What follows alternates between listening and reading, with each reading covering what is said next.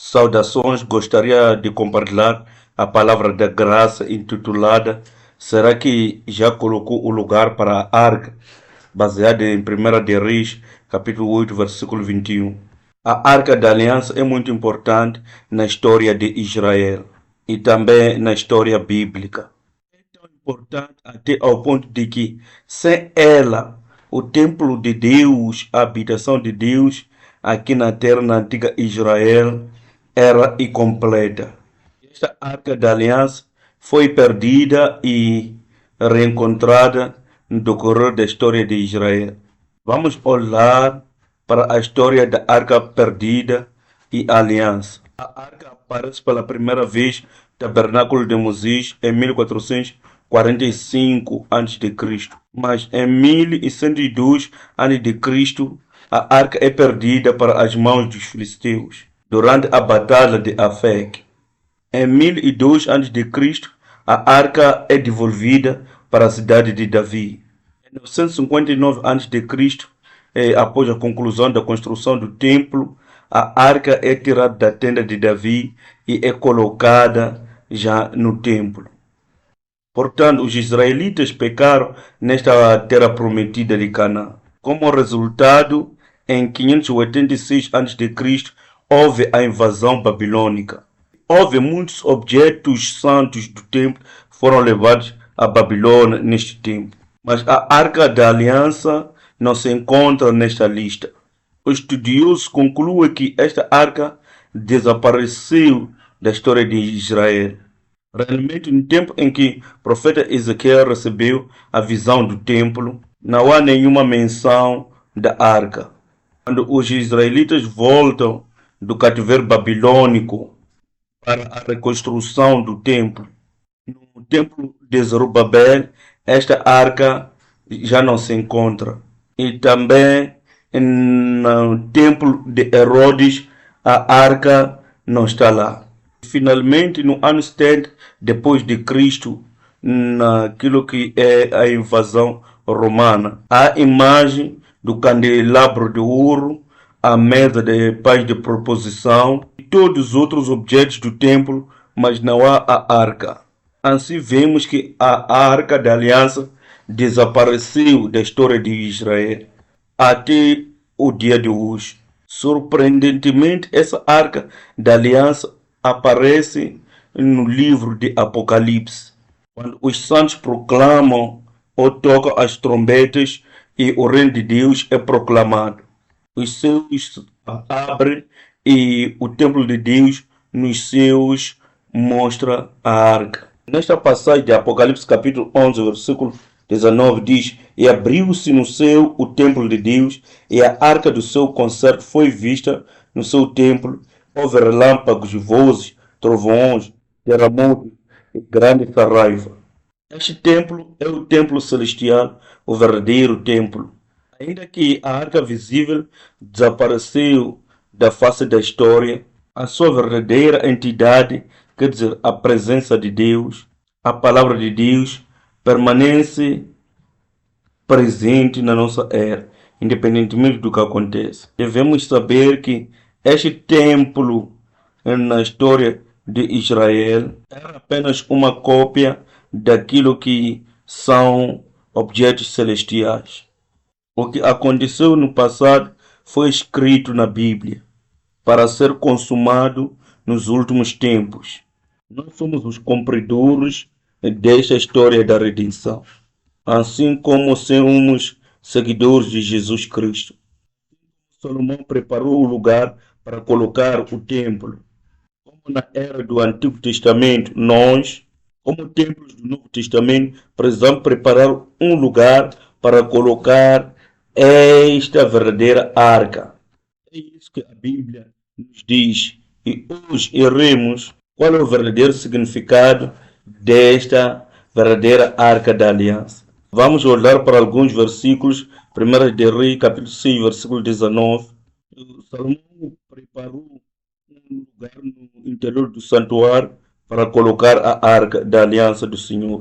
E no capítulo 8, versículo 13, Salomão louva a Deus que ele tenha construído a arca o lugar da sua habitação para sempre. Da mesma forma, no Novo Testamento, nós estamos sendo construídos em Cristo, o eterno templo de Deus.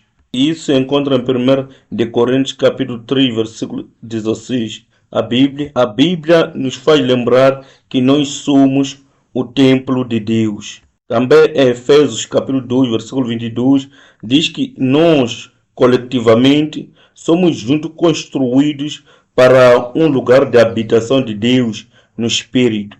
Também devemos tomar nota que lá na história de Israel, surpreendentemente, Deus diz ao povo de Israel para fazer esta arca. Vamos olhar para as três partes da Arca da Aliança, que nós também precisamos preparar um lugar para colocá-las. E qual é o significado da história de redenção desta arca? Precisamos entender e construir esta Arca da Aliança nos nossos corações. Nós somos o templo de Deus. Amém. A primeira parte é a lei. Precisamos construir esta arca e colocarmos a lei nela. Vemos isso em Êxodo capítulo 25, versículo 10, versículo 16. Eles devem construir uma arca e colocar na arca do testemunho as pedras dos 10 mandamentos, que é a palavra de Deus. Este é o primeiro passo. Faça uma arca e coloca nela a palavra de Deus. Aqui devemos entender o propósito de Deus em nos dar a lei. Por que é que Deus nos deu a lei? Nosso entendimento com o propósito da lei deve entrar nos propósitos de Deus. A Bíblia unanimemente nos diz que o propósito da lei é o conhecimento do pecado. Em Romanos capítulo 3, versículo 10 a 12, a lei, como está escrito, nos diz que não há um justo, nem um sequer, não há ninguém que entenda, não há ninguém que busca a Deus. Todos se extraviaram, juntamente se fizeram inúteis. Não há quem faça o bem, não há nenhum só. Isso quer nos dizer que não há nenhum ser humano que é justo diante de Deus. Este é o conhecimento do pecado. Isto é para entender o quão nós somos tão pecaminosos e o quão nós somos cultos diante do poder do pecado. Em Romanos capítulo 3, versículo 20, nos diz que porque pelas obras da lei não há carne que será justificada diante de Deus, porque através da lei vem apenas o conhecimento do pecado. Mais uma vez, o propósito da lei é o conhecimento do pecado. Isto quer nos dizer, quanto mais entendemos a lei, mais compreendemos o pecado. O que significa que ninguém é justo. Ninguém pode guardar 603 estipulações da lei. Por isso que devemos ter muito cuidado. Os 10 mandamentos são tão perfeitos. Eles são na essência a lei. Qualquer um que as viola está sentenciado à morte. Não há nenhum ser humano que deliberadamente deveria usar esta lei perfeita de Deus para medir-se uns aos outros, para julgar um ao outro. Não nos compete fazer isso. Devemos tomar muito cuidado. Mas lá nos tempos do Antigo Testamento, as pessoas não entendiam isto. Quando a Arca da Aliança foi devolvida pelos filisteus, os israelitas estavam tão contentes que conseguimos receber de volta a Arca da Aliança. E vamos ver o que está lá dentro. Abriram e viram os 10 mandamentos naquele dia, e Deus matou 50.070 pessoas. Houve uma grande matança. O que isto tem nos a dizer? A Arca da Aliança não está completa com apenas a arca e os 10 mandamentos. Em outras palavras, quando temos a arca, a parte da caixa, temos a palavra da aliança com os 10 mandamentos conosco. Isso não é o suficiente para chamarmos isto da arca da aliança, porque não está completo. Por quê? Por qualquer um, sem exceção, completamente desesperado. Porque qualquer um acabará violando os mandamentos de Deus.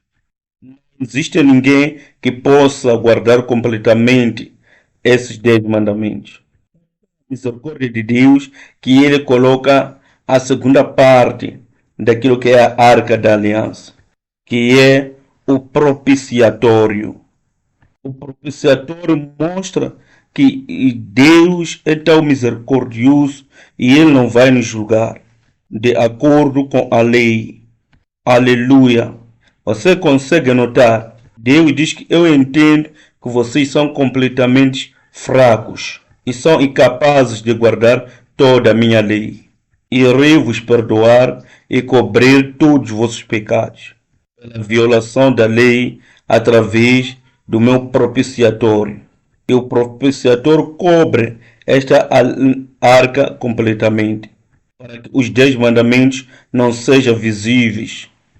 Os nossos pecados contra os 10 mandamentos de Deus vêm do pecado original feito pelo Adão e Eva. O pecado hereditário cometido pelos nossos antepassados. Não apenas cometeram esse pecado, todas as suas violações contra os mandamentos de Deus são completamente fechados e cobertos. Esta etapa é chamada de propiciatório, ou conhecido pelo lugar de expiação. E essa palavra propiciatório vem da raiz do termo capar, que significa cobrir, esconder. Vê que o propiciatório é o trono de Deus, porque é aqui onde se encontrava a presença de Deus.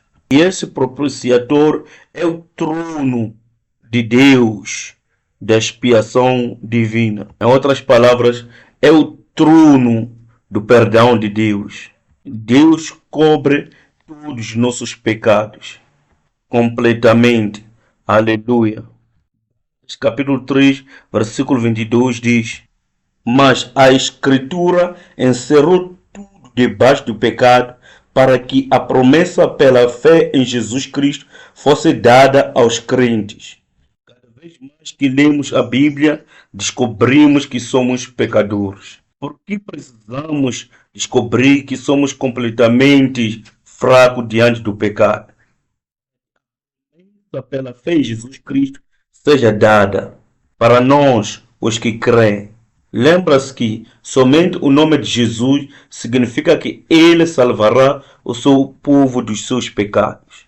Assim vemos que o amor de Jesus Cristo cobre todos os nossos pecados. Vemos em 1 de Pedro, capítulo 4, versículo 8 a 9, que diz: Porque o amor cobre a multidão dos pecados. É uma das palavras muito importantes encontradas na Bíblia, que significa cobrir, que significa esconder o que? As nossas falhas em guardar a lei de Deus.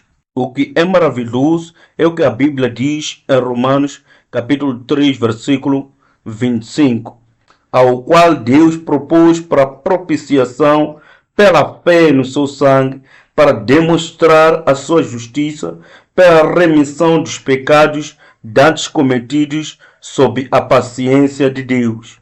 A palavra significa virar a sua face de alguma coisa. Isto quer dizer que Deus já não olhou para os nossos pecados. Deus cobriu os nossos pecados completamente. Colossenses capítulo 2, versículo 13 a 14.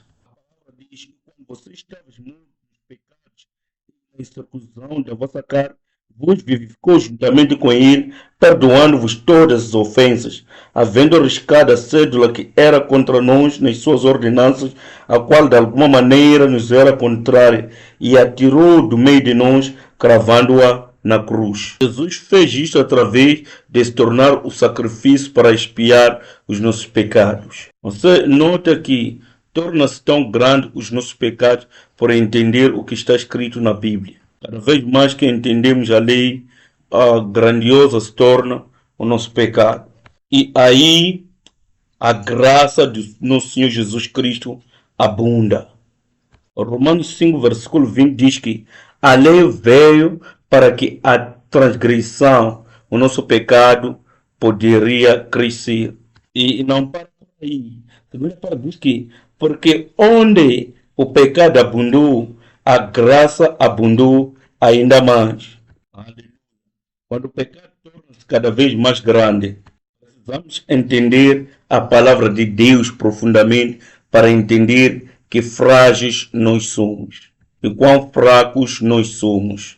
E daí poderemos ver quão grande é a graça de Deus demonstrada pela morte expiatória e sacrificial do nosso Senhor Jesus Cristo. E esta graça de Deus abunda mais e mais. E em Tiago capítulo 2, versículo 13, diz que a misericórdia triunfa sobre o julgamento.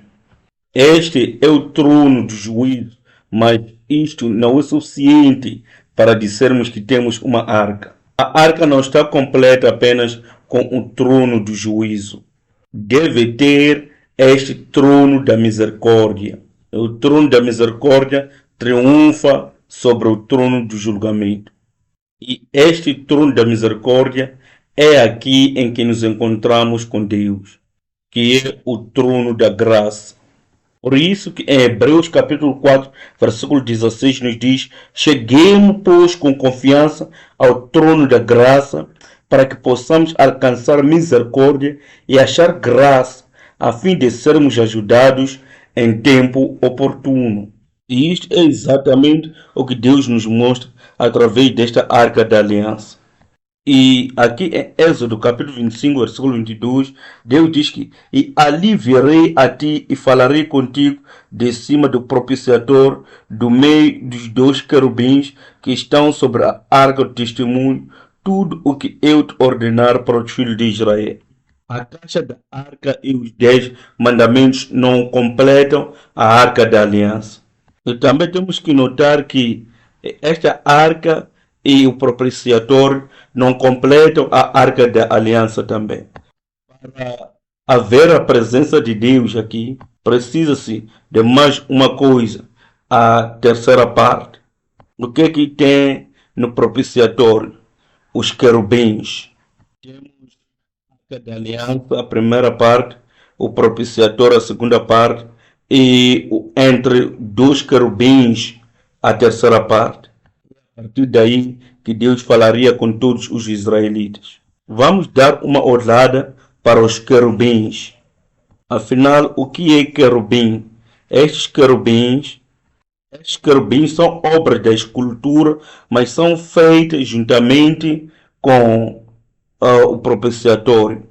Em Êxodo capítulo 25, versículo 19 diz: farás um querubim na extremidade de uma parte e o outro querubim na extremidade da outra parte, de uma só peça com o propiciatório, fareis os querubins nas duas extremidades dele. Os querubins e o propiciatório são inseparáveis.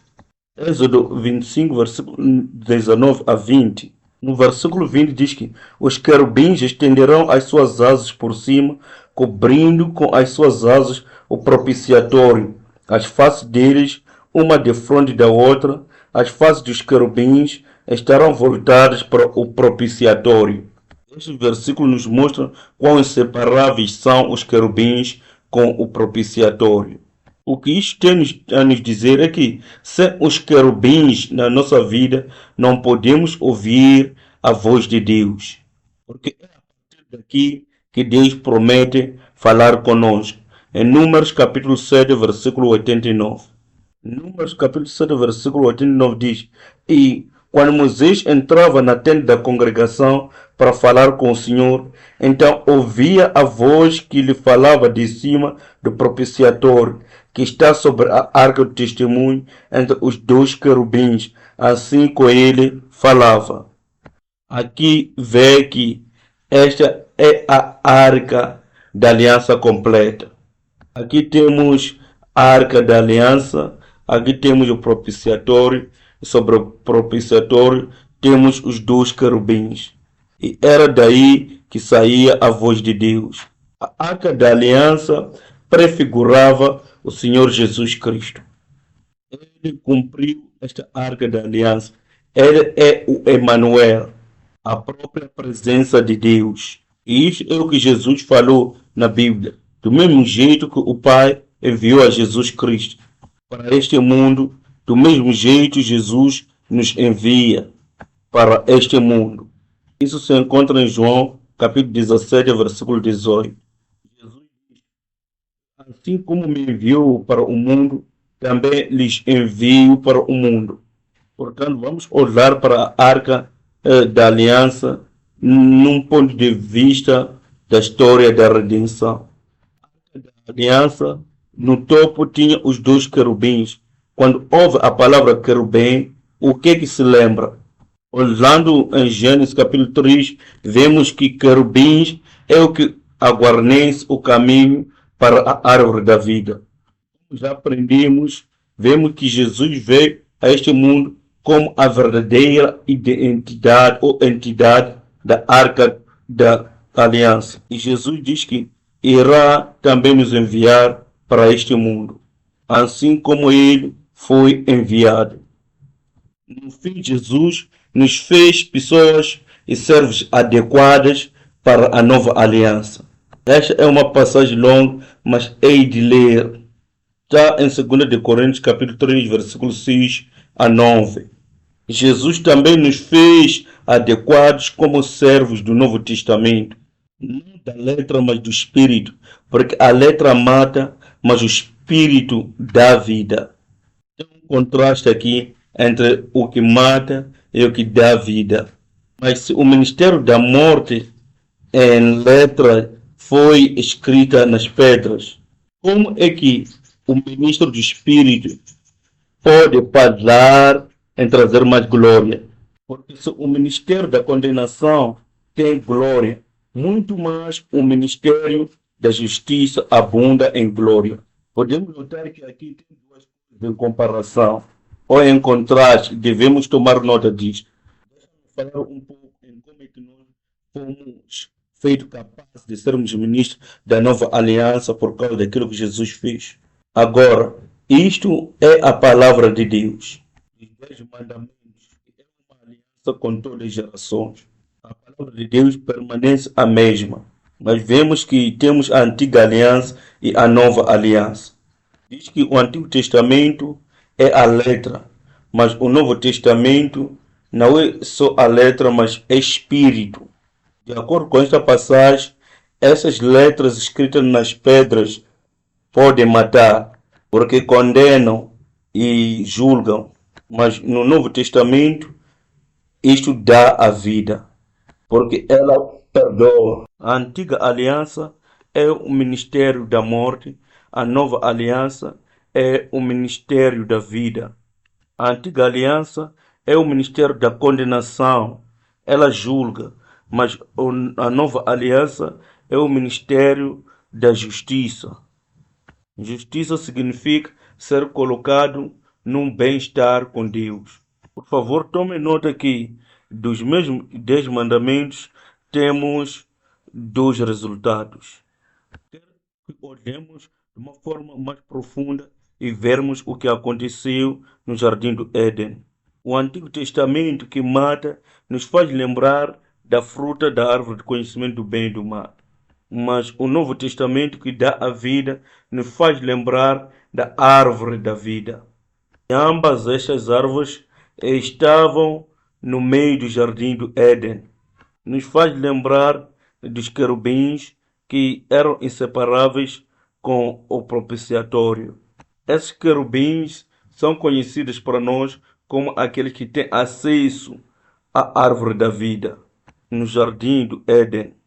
Querubins são mediadores, servem a Deus, invocam a Deus e têm acesso à presença de Deus. Os querubins prefiguram a nossa restauração ao estado original que antecede a queda no Jardim do Éden, ou como o Adão era antes da queda. Vamos nos voltar para Gênesis capítulo 3, versículo 24, quando Deus mandou embora ou expulsou Adão e Eva do Jardim do Éden. Deus pôs querubins ao oriente do Jardim do Éden uma espada flamejante que andava ao redor para guardar o caminho da árvore da vida. E a palavra chamar é muito importante, vamos nos lembrar disso. Este é um termo hebraico que vai aparecer de novo. Isto é o que aconteceu em Gênesis capítulo 3, versículo 24. Mas em Gênesis capítulo 2, versículo 15, vemos Adão recebendo a mesma missão. Gênesis capítulo 2, versículo 15 diz: E tomou o Senhor Deus o homem e o pôs no jardim de Éden para o lavrar e o guardar. Ou a palavra guardar é o chamar de novo. Havia a árvore da vida no jardim do Éden, certo? E o que tem mais no jardim do Éden? Versículo 9 diz: E o Senhor Deus fez brotar da terra toda árvore agradável à vista e boa para a comida, e a árvore da vida no meio do jardim, e a árvore da ciência do bem e do mal.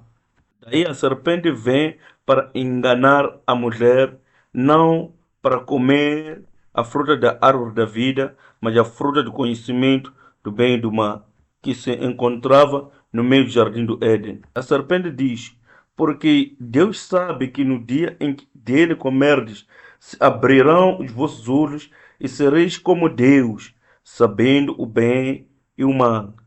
Sabendo o bem e o mal. Vamos nos lembrar desta expressão, conhecimento do bem e do mal. O que aconteceu para Adão ao se alimentar da fruta da árvore do conhecimento do bem e do mal? Gênesis capítulo 3, versículo 10 a 11. E ele disse: Ouvi a tua voz soar no jardim e temi, porque estava nu, escondi-me. E Deus disse: Quem te mostrou que estavas nu? Comeste tu da árvore de que te ordenei que não comeste.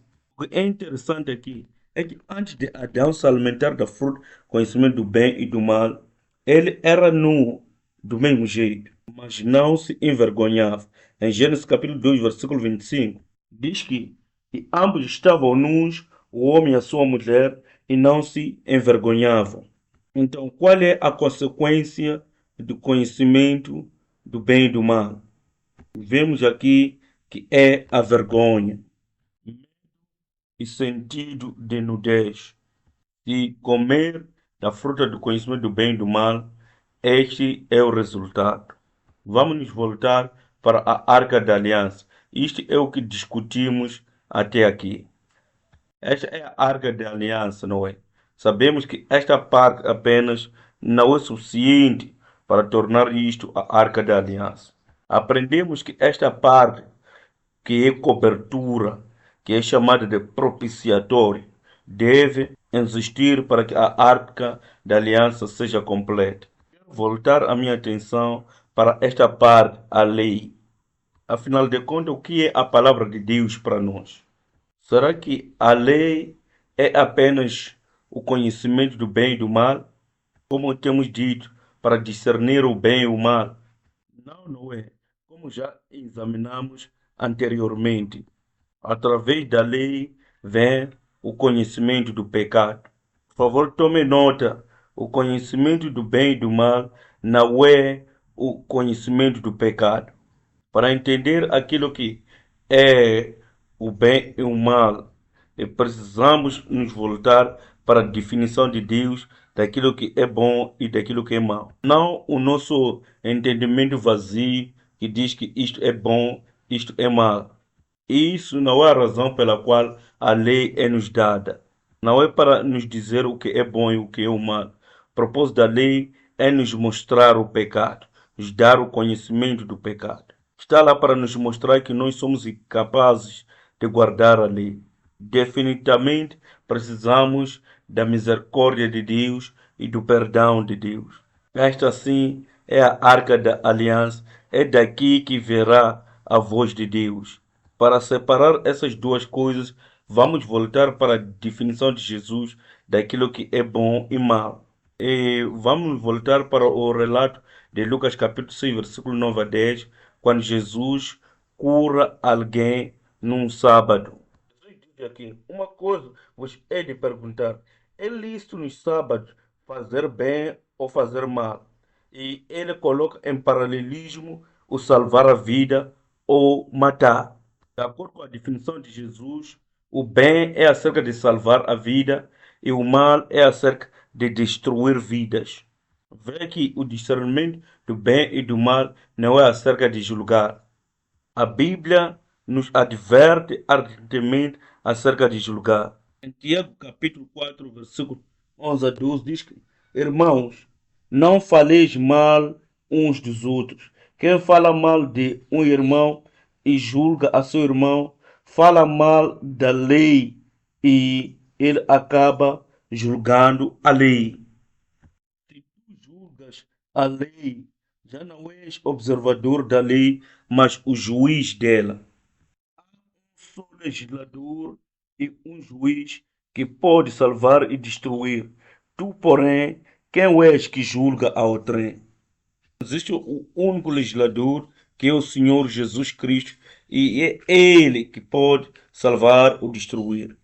Quem somos nós para julgar os nossos próximos? Não devemos usar a palavra de Deus para julgar. A Bíblia nos dá uma palavra interessante aqui. O perdoar é a forma de superar a esperteza a Satanás.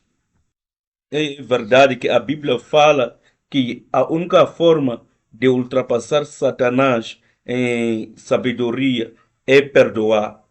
2 de Coríntios capítulo 2, versículo 10 a 11 diz: e a quem perdoar alguma coisa, também eu, porque o que eu também perdoei, se é que tenho perdoado, por amor de vós, o fiz na presença de Cristo, para que não sejamos vencidos por Satanás, porque não ignoramos os seus jardins.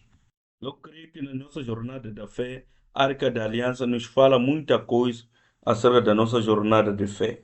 Um tempo em que agarramos completamente a palavra de Deus e produzirmos frutos pela palavra de Deus. Quando fazemos isto com a palavra de Deus, nos tornamos mais humildes. Descobrimos que somos pecadores.